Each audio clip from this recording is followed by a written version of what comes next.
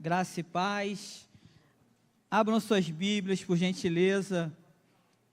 Estamos aí diante da série de mensagens entre altos e baixos. Quantos estão felizes aí com essa série de mensagens? Digam amém.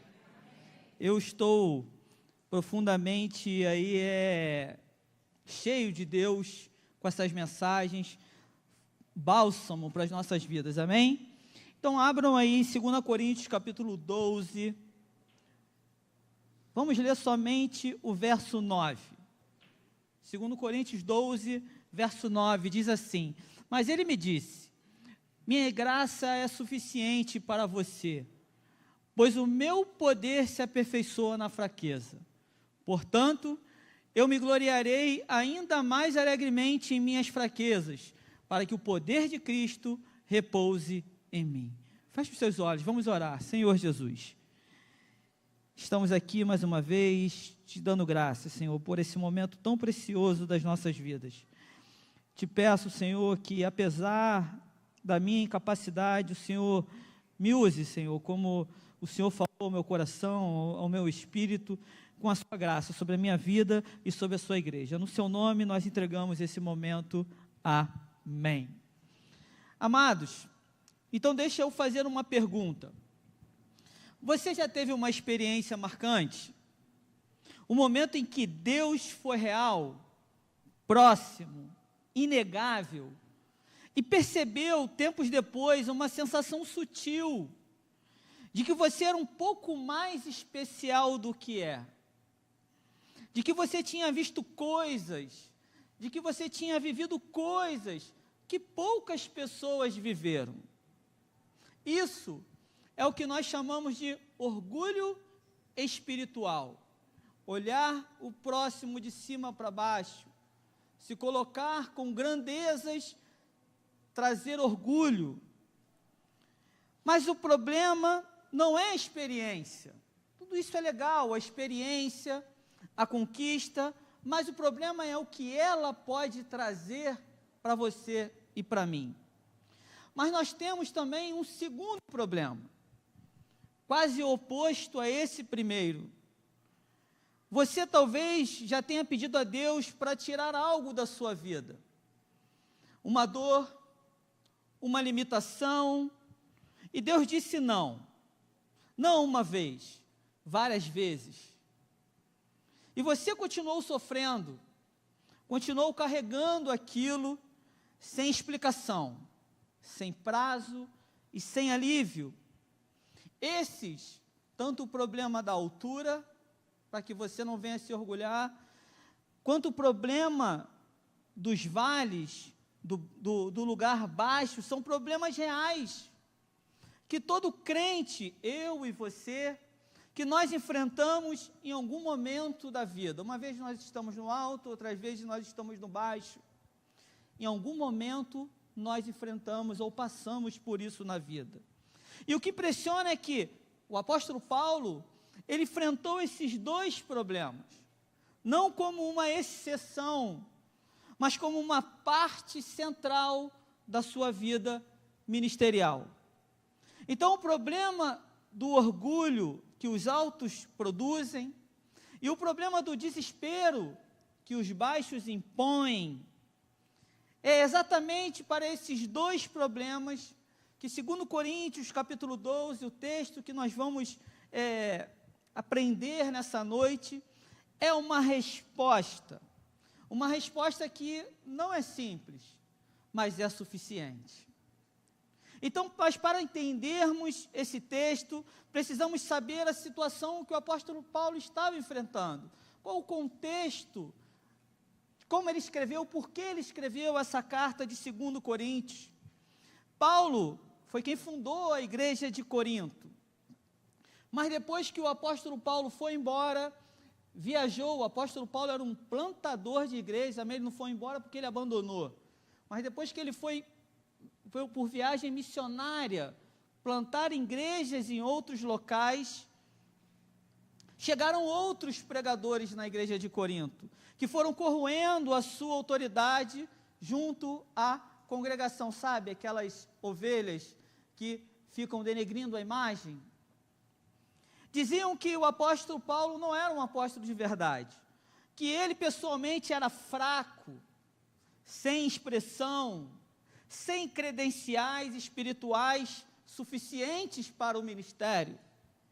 O método daqueles que criticavam Paulo era simples: contar vantagem, gloriar-se das próprias experiências para ganhar autoridade sobre a igreja. Nada muito diferente do mundo que nós vivemos hoje. Conta-se vantagens para atingir patamares altos de autoridade dentro da igreja. Era dessa forma que eles tentavam, de alguma forma, denegrir a imagem do apóstolo Paulo. Então, ele escreve 2 Coríntios para responder esses problemas à igreja de Corinto. Mas a resposta de Paulo é surpreendente. Quando chega o momento de Paulo apresentar as suas credenciais, ele lista, no capítulo 11, um capítulo anterior, ele lista sofrimentos. Enquanto os que estavam se gloriando, aqueles que estavam denegrindo a imagem do Paulo, lançando falsas sementes em meio da igreja, estavam contando vantagem, Paulo, em suas credenciais, no capítulo 11, ele lista sofrimentos, açoite, naufrágios, prisões, fome. Essa é a autobiografia do apóstolo Paulo. E no capítulo 12, ele chega ao ponto culminante da sua credencial, o ponto alto da vida de Paulo. Porque é como se Paulo estivesse falando: olha, se é para comparar experiências espirituais, eu tenho uma. Mas Paulo conta essa experiência com muita relutância. Ele conta, na verdade, para combater aquele falso ensino. Ele conta com muita relutância, como se falasse de outra pessoa e não dele. Vamos ao texto, 2 Coríntios, capítulo 12, a partir do verso 1. E o primeiro ponto aqui, do verso 1 ao verso 6, o primeiro ponto é: Paulo vai falar sobre a gloriosa experiência dele em Cristo como uma credencial. 2 Coríntios, capítulo 12, verso 1 a 6, diz assim: é necessário que eu continue a gloriar-me com isso, ainda que eu não ganhe nada com isso. Passarei as visões e revelações do Senhor.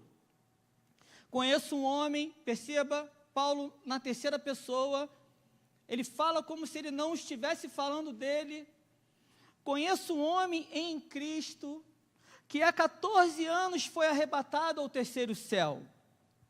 Se foi no corpo ou fora do corpo, essa experiência de subir ao céu, Paulo está dizendo: eu não sei, Deus sabe. E sei que esse homem, se no corpo ou fora do corpo, não sei, Deus sabe, foi arrebatado ao paraíso e ouviu coisas indizíveis, coisas que ao homem não é permitido falar. Nesse homem, o homem que subiu ao céu, nesse homem eu me gloriarei, mas não em mim mesmo, a não ser em minhas fraquezas. Mesmo que eu preferisse gloriar-me, não seria insensato, não seria um louco, porque estaria falando a verdade. Ou seja, Paulo viveu aquilo. Evito fazer isso, para que ninguém pense a meu respeito mais do que em mim vê ou de mim ouve. Então repare que Paulo conta a experiência na terceira pessoa, ele relutando, sempre tentando falar que é um outro, como se falando de uma outra história, e ele conta isso 14 anos depois desse acontecimento. Paulo nunca usou essa experiência como uma credencial, sabe? Olha, eu tive uma experiência, vocês precisam me aceitar por causa disso.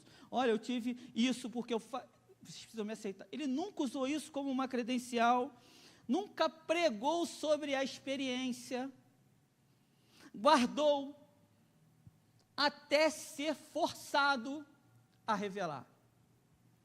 Temos aqui lições preciosíssimas sobre como o crente, o cristão, eu e você, devemos nos comportar nos momentos altos da vida.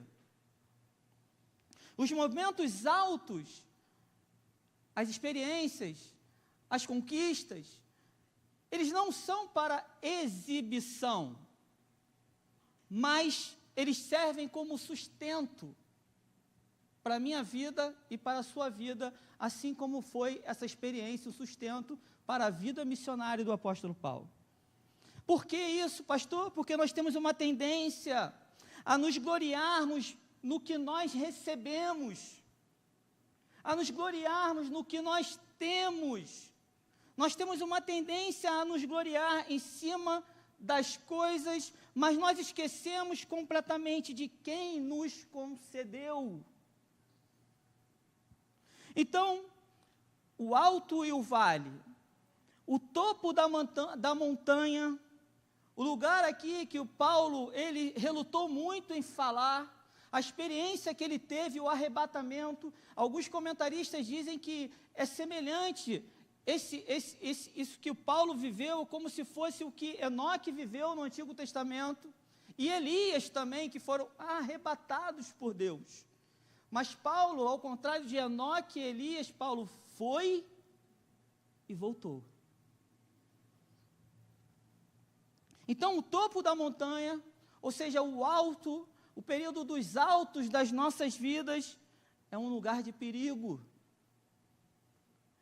E a humildade é a maior proteção que Cristo nos oferece contra o orgulho. Vocês estão entendendo? Amém? Então, os períodos altos, as alegrias, sejam as experiências com leitura bíblica, com orações respondidas, com vida em santidade, são um período quando nós tratamos isso com orgulho, quando nós olhamos de cima para baixo para o nosso próximo que não vive isso, e nós não relatamos, nós não sustentamos isso como sendo alimento para a nossa vida. Chegamos ao segundo ponto, então, do texto, que contra esse orgulho, Deus colocou um espinho como remédio na vida de Paulo. O espinho como remédio contra o orgulho. Então, Paulo diz, no verso 7, escreve, para impedir que eu me exaltasse, por causa da grandeza dessas revelações, foi-me dado um espinho na carne, um mensageiro de Satanás para me atormentar. Então, o que seria esse espinho na carne na vida de Paulo, pastor, amados? Isso é tema de muito debate ao longo da história. Não sabemos o que de fato Paulo estava sofrendo. Era um espinho na carne. Amém? Eu estava falando ontem com Vanessa, meditando nesse texto, falando, amor, uma farpa no dedo incomoda, né? Você pode estar num lugar muito maravilhoso, amados, mas se você tiver uma farpinha no dedo, sabe, você mexeu com a madeira antes e entrou, cara, aquilo ali vai incomodar você naquele lugar, não tem jeito, uma farpa.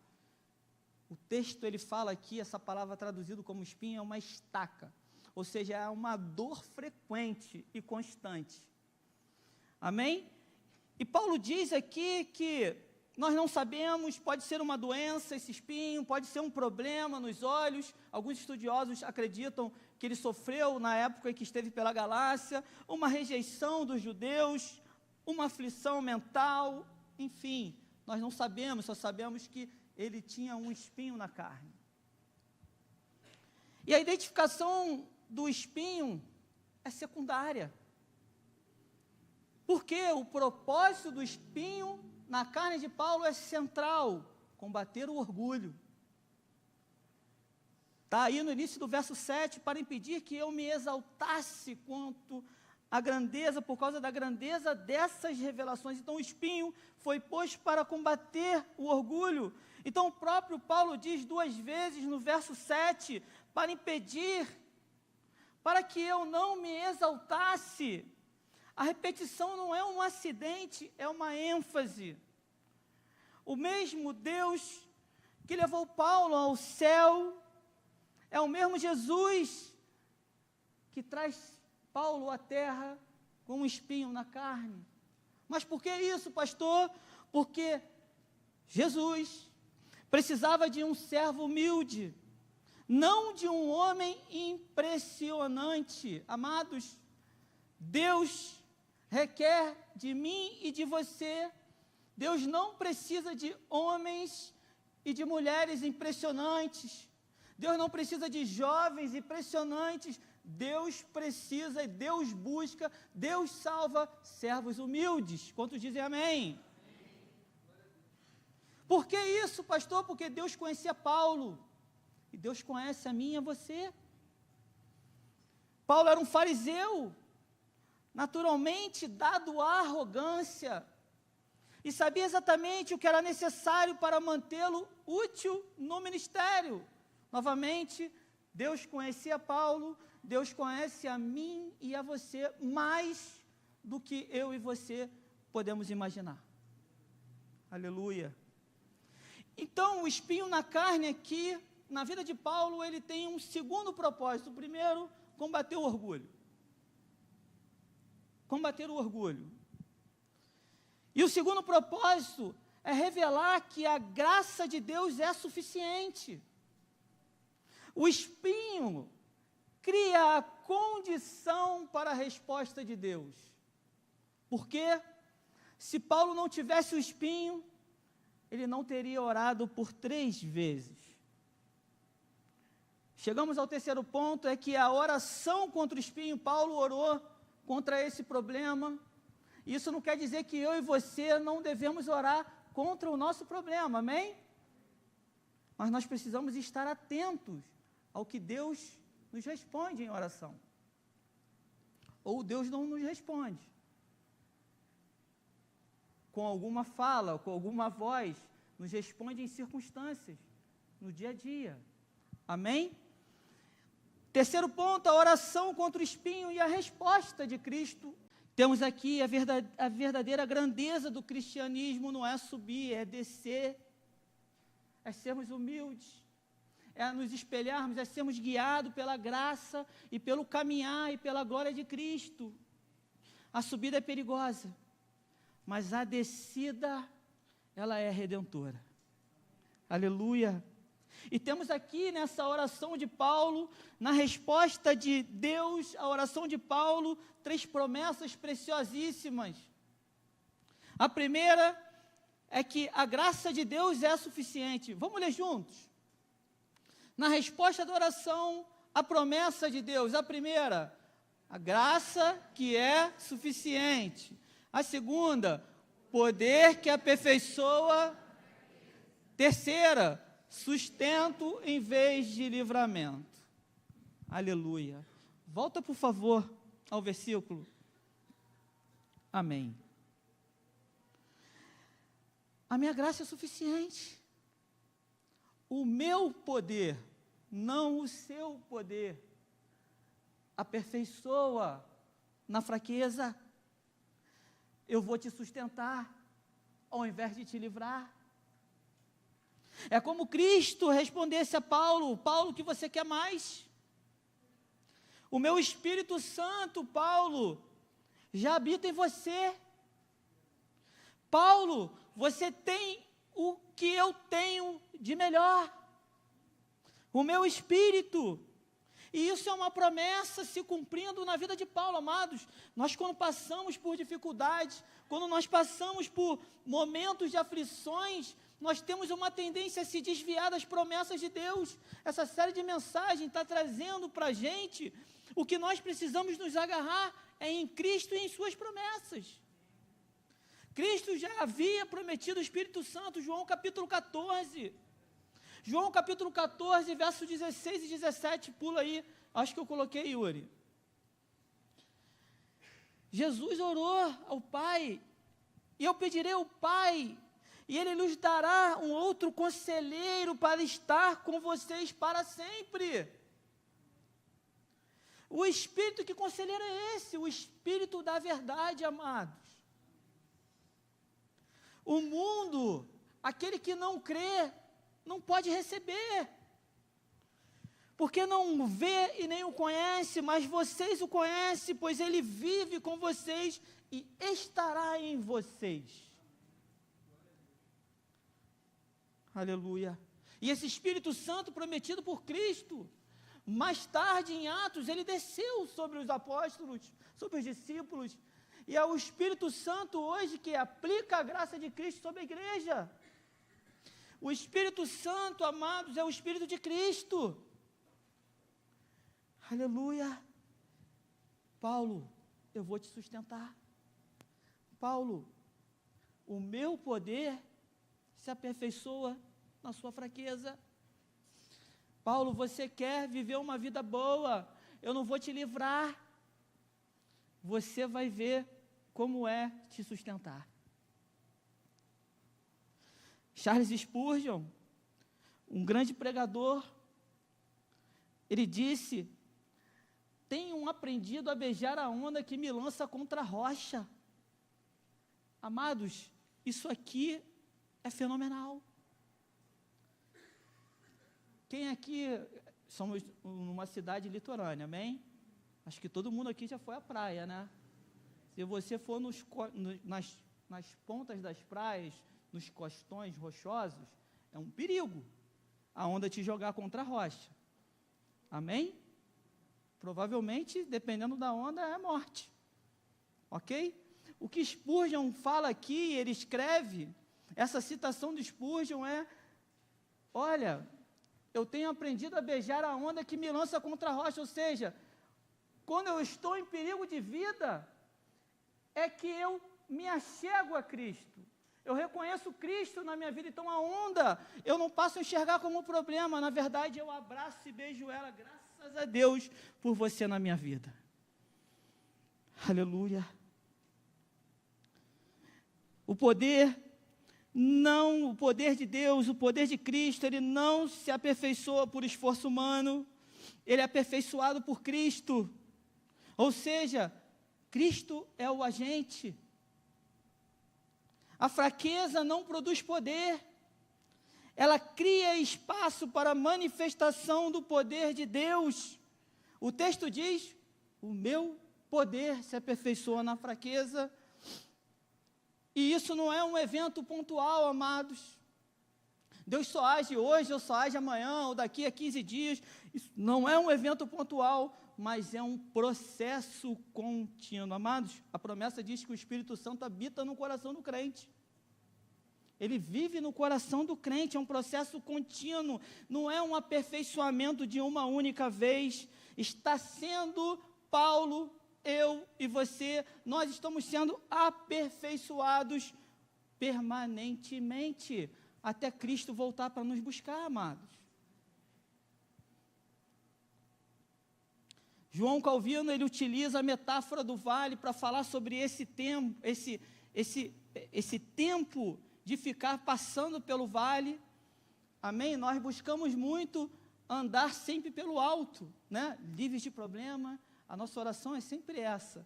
Mas há uma alegria quando você é sustentado pelo vale. O salmista, quando ora, ele fala: olha, ainda que eu ande pelo vale da sombra da morte, não temerei mal nenhum, porque tu estás comigo. É diferente você passar pelo vale sem Cristo. E é bom você passar por vale apoiado e direcionado por Cristo. Amém?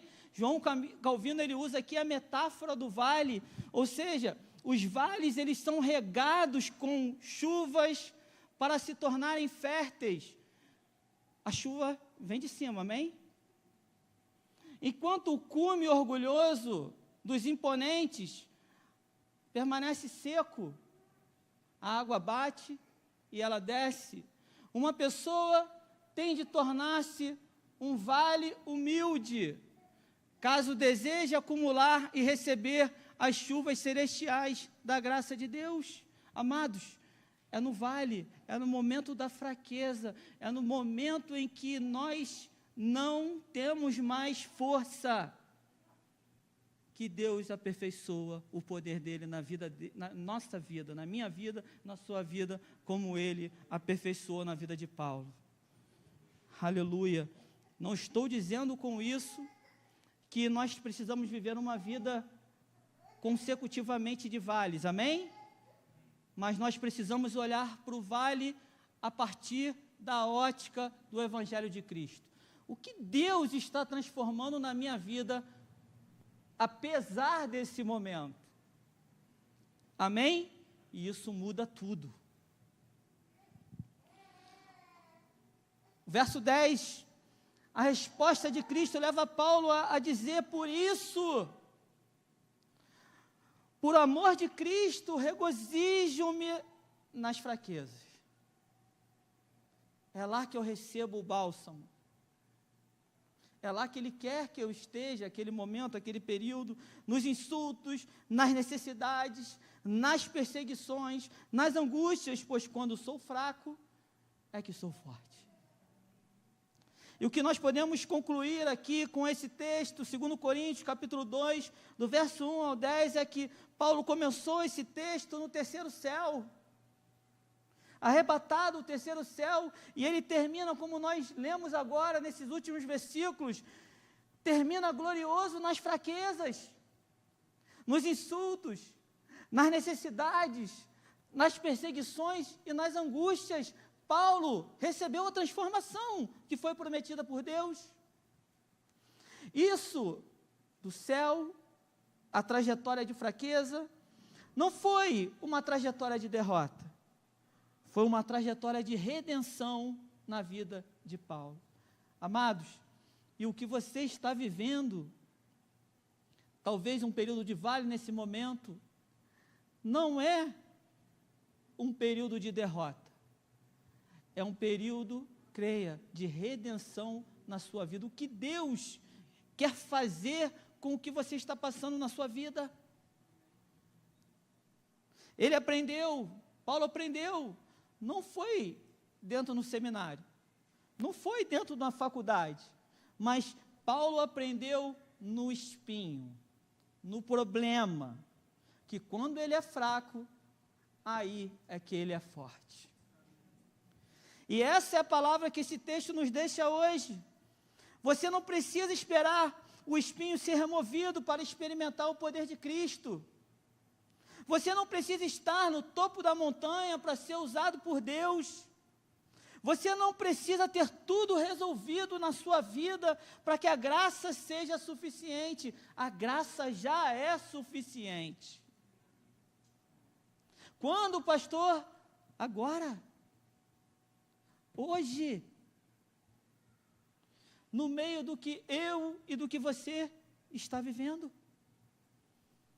E a boa notícia do Evangelho é esta: o mesmo Cristo que foi ao mais baixo, encarnou, se fez homem e foi à cruz, é o Cristo que venceu a morte e ressuscitou, é o mesmo Cristo que falou para Paulo: Paulo, a minha graça te basta. E esse Cristo ressurreto é o mesmo Cristo que repousa sobre você e sobre mim, na nossa fraqueza, e diz: a minha graça é suficiente para você.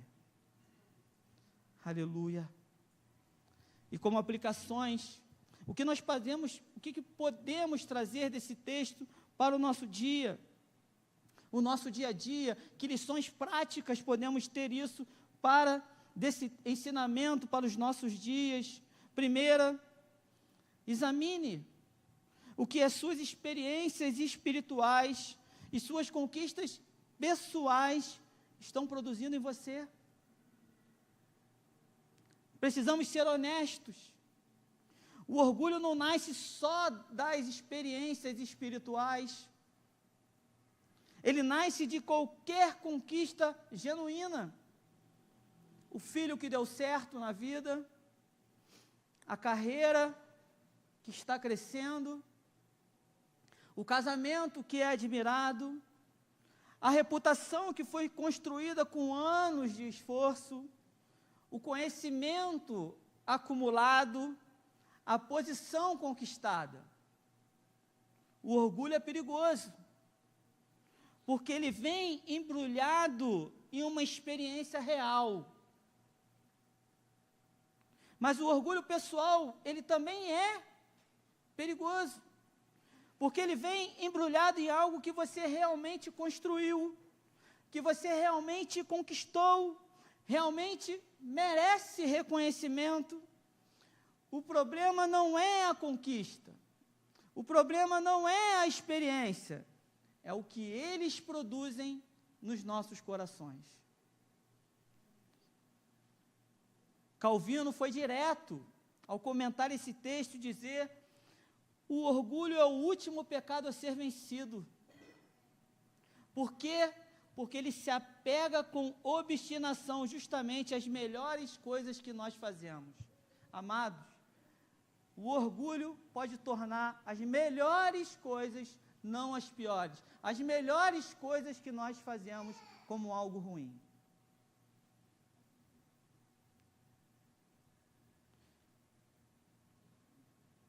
Lembre-se, quem precisa ser exaltado é e sempre será o nome do nosso Salvador, Jesus Cristo. A palavra de Deus diz: importa que Ele cresça e que eu diminua. Amém? Segundo ponto, identifique o seu espinho e pare de lutar para escondê-lo. Qual é o seu espinho? Uma doença crônica? Um relacionamento que não se resolve? Uma limitação que você não escolheu? Ou uma dor que sempre volta? A tendência natural nossa é escondermos o espinho, escondermos os nossos problemas. Ou, de um outro lado, acharmos que somos fortes para vencer ele com as nossas forças. Então a tendência natural nossa é esconder, porque fraqueza, amados, preste atenção, nós fomos ensinados nessa cultura, fraqueza, ela parece ser algo incompatível com fé. E a nossa cultura, desde pequenininho, nós somos criados: olha, você é vencedor, vai que você vai conseguir tirar esse 10 na prova, vai porque você tem que fazer, vai porque você não pode chorar, você caiu no chão, não chora. Nós fomos ensinados a sermos fortes, entre aspas. Mas o Evangelho, ele nos leva à fraqueza, à humilhação, a entendermos de que nós não somos fortes. Por conta do nosso pecado, nós somos fracos, incapazes, mas tem um que é forte. Tem um e que, se eu crer, não se eu crer pela minha vontade, se ele entrar na minha vida e mudar a minha história, eu consigo herdar a vida eterna. Não por minha causa, mas por causa dele. Então, esconder o espinho, o problema, não é proteção para mim e para você, é afastamento. Embora Cristo saiba qual é o meu espinho, qual é o seu espinho, mas nós precisamos nos abrir para que a sua obra seja realizada em nossas vidas.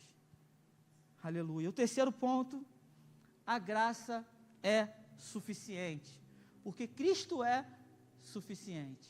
Repita comigo: a graça é suficiente, porque Cristo é suficiente.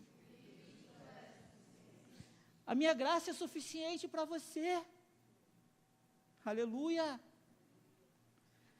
Essa frase, irmãos, não é um convite para você e para mim, para nos esforçarmos mais.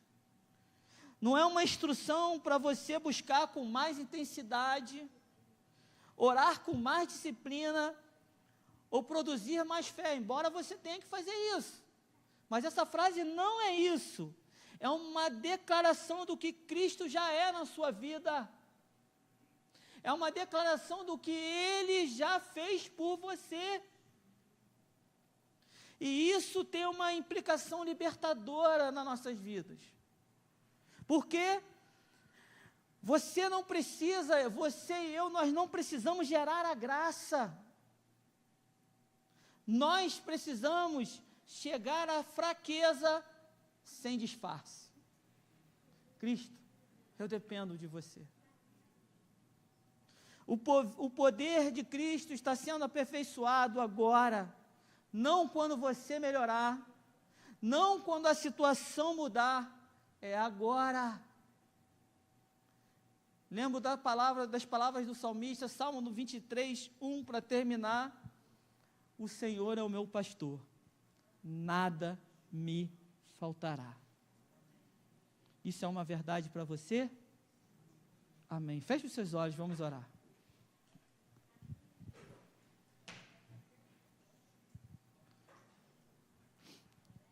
Senhor Jesus, graças te damos, Senhor, te louvamos mais uma vez, por tudo que o Senhor é,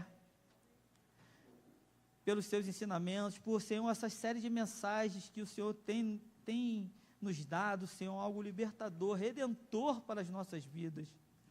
Como o Senhor muda as coisas, como olhamos, quando passamos a enxergar segundo a sua lente, a ótica do Evangelho. O problema passa a ser, Senhor, algo como ponte, algo que o Senhor está construindo, trabalhando em nossas vidas para nos formar pessoas cada vez mais parecidas contigo.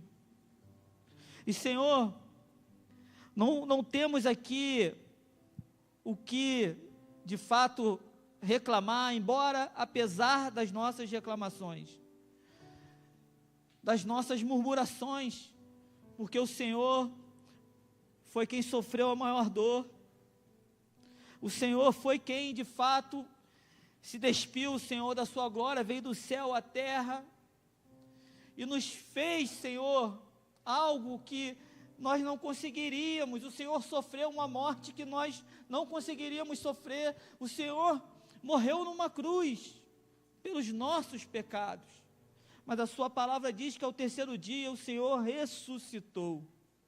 A morte não teve o poder de detê-lo. E, Senhor, hoje o Senhor se encontra ressurreto, vivo à direita do Deus Todo-Poderoso, e a sua palavra nos diz: apesar de quem nós somos, a minha graça te basta. A sua promessa permanece sobre as nossas vidas, apesar de quem nós somos. Faça-nos, Senhor, crer, faça-nos, Senhor, nos agarrar nas suas promessas, para que as ondas, as dificuldades do dia a dia, Senhor, nos submetam, Senhor. Entregamos, Senhor, as nossas vidas, e que o teu Espírito trabalhe, Senhor, de uma forma sobrenatural em cada um de nós, para que possamos expressar o brilho da sua glória. No seu nome, Jesus, nós oramos. Amém. Vamos louvar.